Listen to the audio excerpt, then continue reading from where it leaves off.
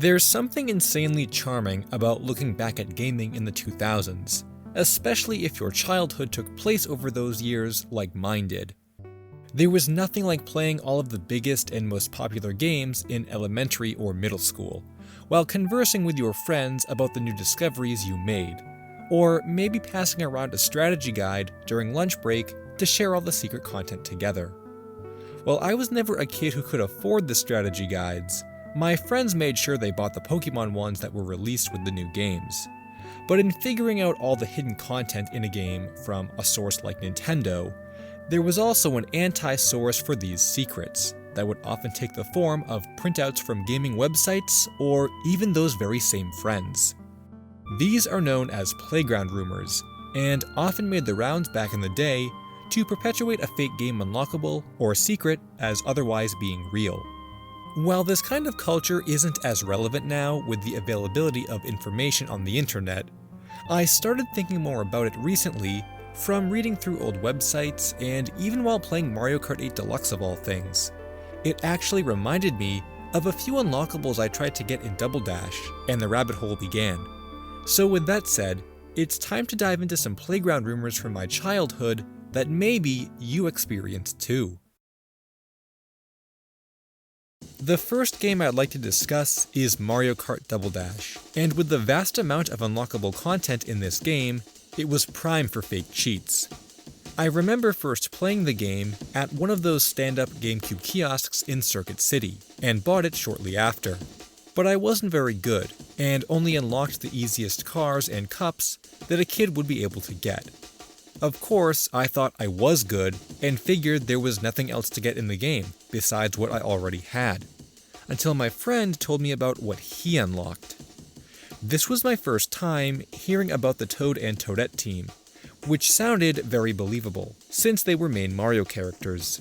But then I heard about the King Boo and Petey Piranha team, and that didn't sound believable. I figured there was no way Nintendo would actually allow you to play as boss characters from other GameCube games. With the exception of Bowser, that was pretty uncommon back then. Needless to say, I didn't believe him, and never even bothered looking into it, until I saw the strategy guide for the game on a shelf in Strawberries, if anyone remembers that store. This was sometime in the mid-2000s. Not believing my friend, I flipped through the book, and to my surprise, there was a screenshot of the characters. My friend was telling the truth.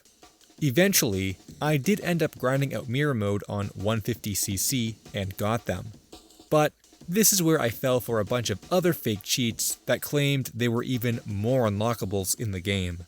After seeing with my own eyes that my friend was right, and not having access to the strategy guide again, I asked my dad to go online and look up a list of unlockables for Double Dash and print them out for me. He used to print out huge stapled cheat code packets from random gaming websites, since I didn't have access to the internet at home, so I could walk myself through the game and get everything on the list. And it was at this moment that I was tricked into spending some time trying to unlock content that didn't actually exist in the game. Most notably, there were cheats that described ways to unlock new tracks for the characters that didn't have their own, including Bowser Jr., Diddy Kong, King Boo, and Paratroopa. There were even some details about the environments, like Bowser Jr.'s track being a smaller version of Bowser's castle, and Paratroopa's being up in the clouds, which was made even more believable as they were claimed to all be packaged under an entirely new cup. Why wouldn't Nintendo create a dedicated track for every character and hide them in a secret cup, not included in the all-cup tour? As a kid, it made too much sense. The conditions for unlocking this cup were also very difficult, and involved a combination of getting a perfect first-place point total in the all-cup tour, as well as beating the staff ghost records by a considerable amount. While I do remember attempting this challenge after the grind for King Boo, thankfully I realized the skill and time required to accomplish this was beyond my ability, so after a few attempts I gave up, though I was dismayed at the thought of never being able to play on these tracks, feeling like I had an incomplete game. Years later, I did eventually discover that these cheats were fake, though apparently the internal file names for some of the generic tracks are connected to characters that didn't have their own. I wonder if somehow these fake cheats were related to this piece of information. I'm pretty sure I still have these code packets around somewhere since I don't remember throwing them out, so it would be really cool to find them again and take a look at them. Interestingly, after having revisited the game years after the discovery that the cheats were fake, I did realize I hadn't unlocked everything in the game, as I never beat the All Cup Tour on 100cc. I did that, and to my surprise, was an alternate title screen that was actually hidden away in my game for all those years. The next game with an abundant amount of rumors that I remember falling for is Sonic Adventure 2 Battle, but more specifically, content in the Chao Garden. While I loved playing the actual game as a kid and replayed every level for the A ranks and to unlock Green Hill Zone, my friends weren't really as interested in that. They mostly played for the Chao, so that's what the majority of our discussions about the game would detail. I always wondered why they preferred the side content of the game rather than the game itself, but I guess as a kid, it's fun to have a virtual pet that you can go back to on a day-to-day basis and see grow. Honestly, looking back, it's kind of cool that we had these memories, because I think they're a lot more vivid and notable than had we discussed our time playing through the main stages. Anyway, while I was into the Chao Garden to some extent, it was my friend Paul who really got me invested in it, because he would experiment with raising and breeding all different kinds of Chao. Similar to the case with Mario Kart Double Dash, neither of us owned an SA2B strategy guide, so we had to experiment by ourselves and share the creations we came up with. Though eventually, Paul would get the idea to look up Chao online and see if anyone else created designs we hadn't thought of, or even better, knew of any ways to get secret Chao.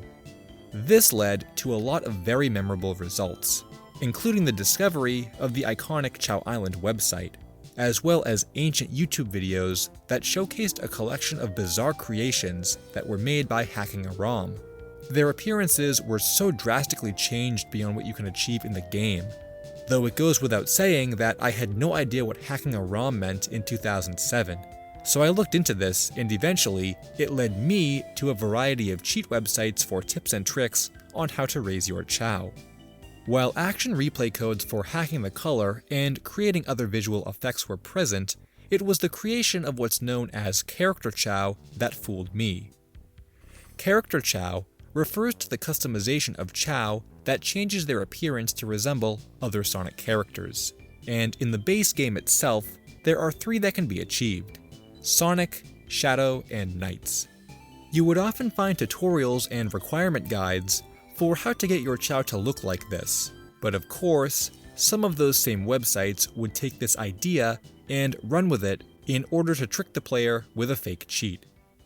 In addition to the 3 previously mentioned, there were rumors of an additional 3 character Chao that could be obtained in the game, which include Tails, Knuckles, and Amy.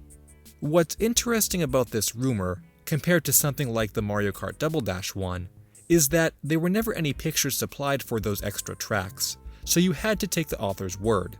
However, with the latter 3 character Chao, there were pictures, quite a few that were passed around online even back in the late 2000s, and oftentimes with these pictures would be guides for how to obtain them in the game, as the rarest and hardest to get of all. Each one had their own ridiculous set of circumstances that became more vague and random as the rarity increased.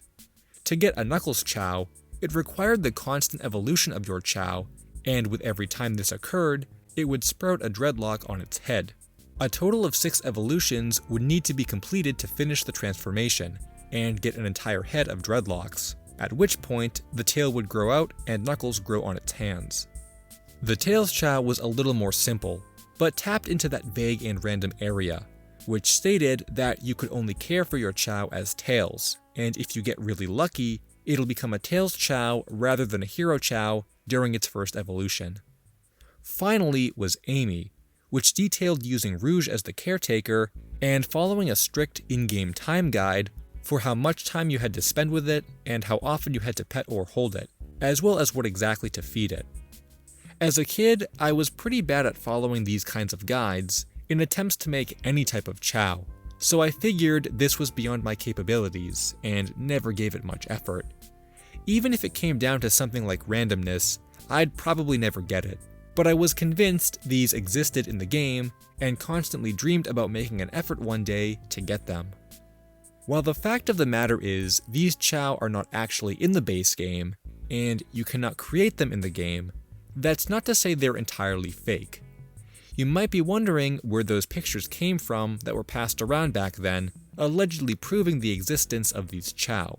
And well, they were taken in-game, but not without external resources. Long after I had given up the Chao Garden, I discovered that Sega released an e-catalog on the GameCube, which contained some game demos, including a bonus download for all 3 character Chao, Knuckles, Tails, and Amy, that can be sent to Sonic Adventure 2 Battle.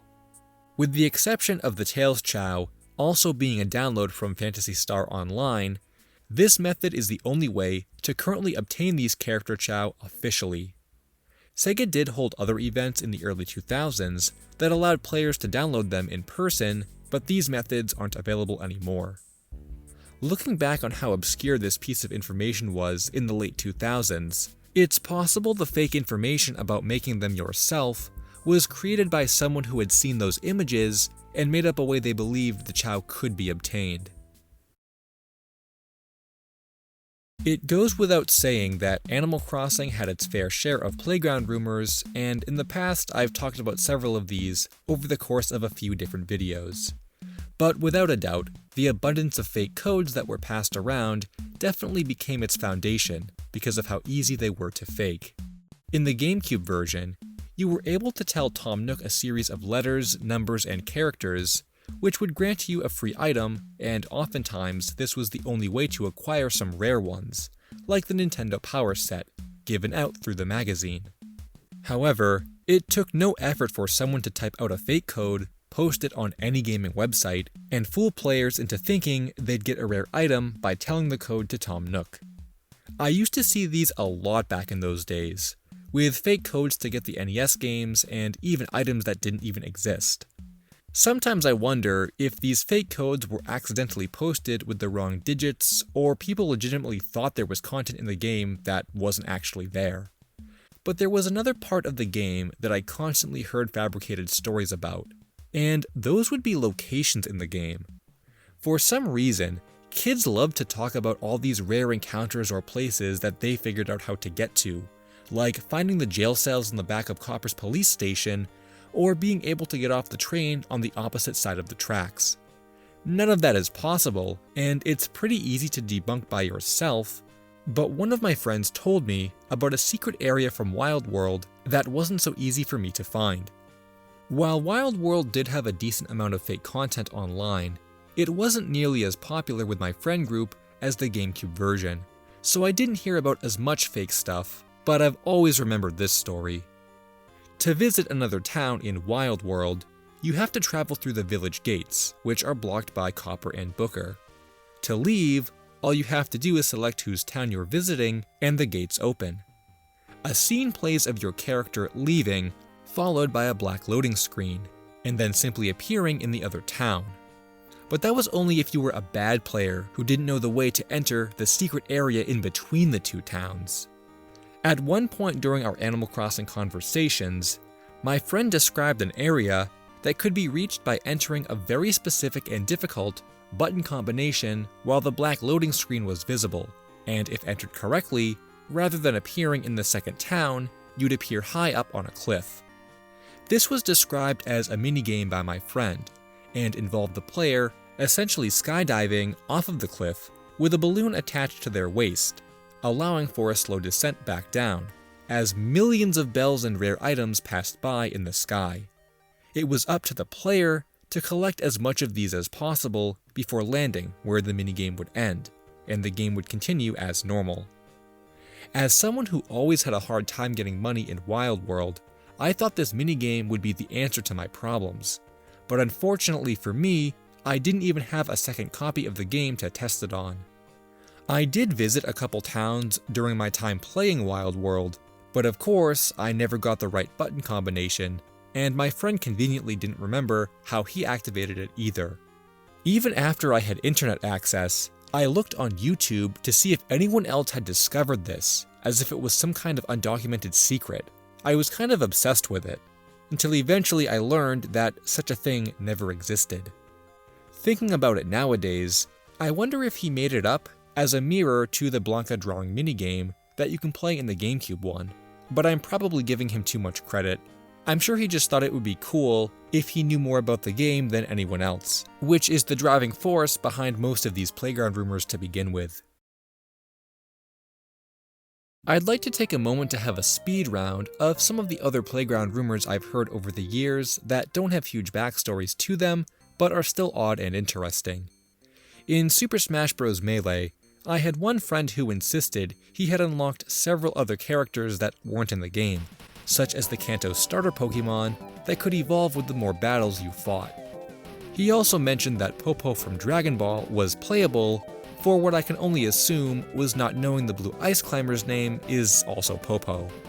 I had another friend who was really into the Nintendo 64 Zelda games and claimed that you could acquire pets that would accompany you during your quest, like dogs and fish.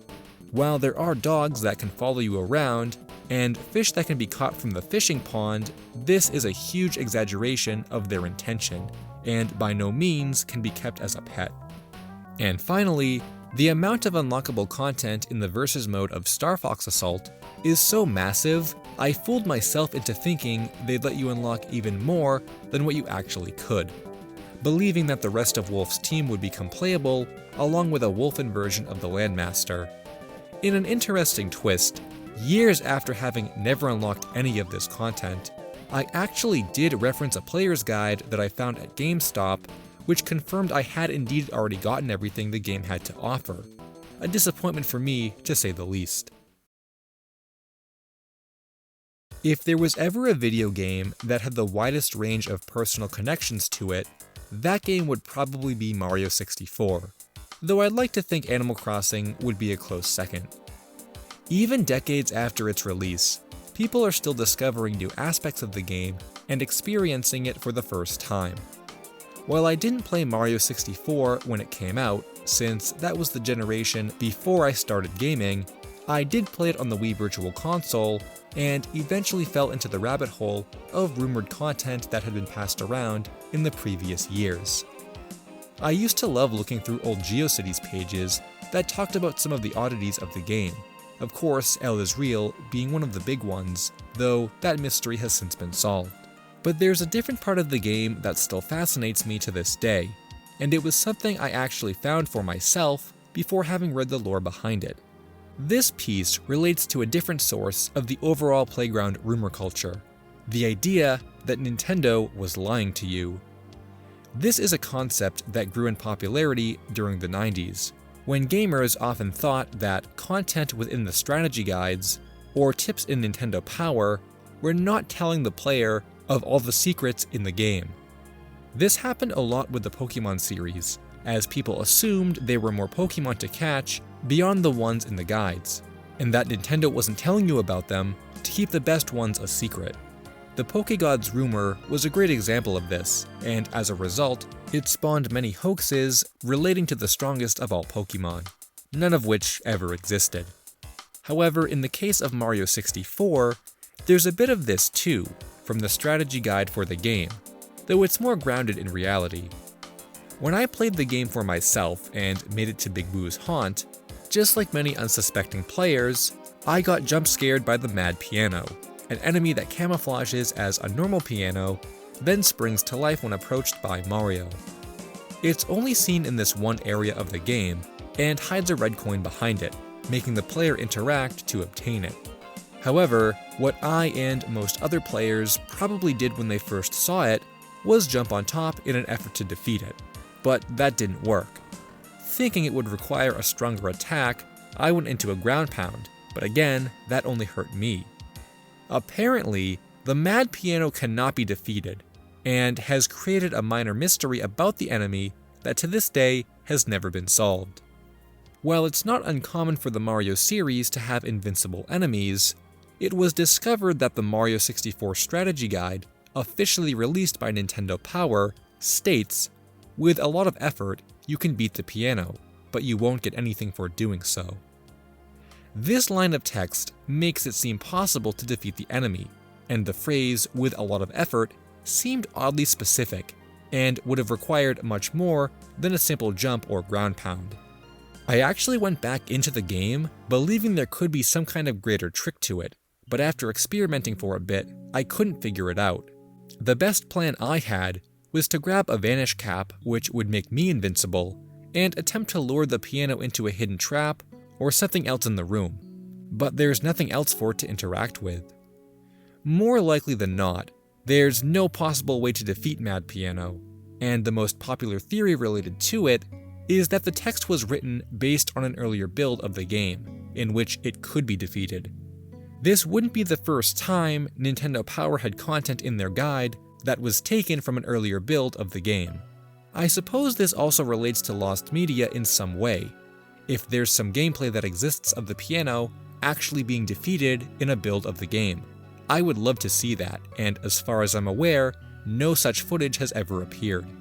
The only other theory I could come up with explaining this line would be that it's a line of flavor text written to make the enemies seem more interesting to the player, similar to how Nintendo Power made reference to a non-existent hunter ghost in Luigi's Mansion, though I find this less likely to be the case. Perhaps the mechanic was changed from what the guide was referencing to make the gameplay seem more interesting, needing to move the piano or stealthily walk behind it to grab the coin rather than taking an offensive approach. I can only imagine how many kids on the playground would have boasted that they were able to defeat the piano back in the day, but their method was so hard to pull off and complicated, they're sure you wouldn't understand. I never thought I'd want to see a video of the Mad Piano getting defeated, but it would be a great piece of new Mario 64 content to uncover after all these years. And unlike all the other playground rumors that never existed, solve this one for sure. Hey guys, I hope you enjoyed the video. Be sure to check out some of my other lost media videos. Thanks for watching, and until next time, Finn.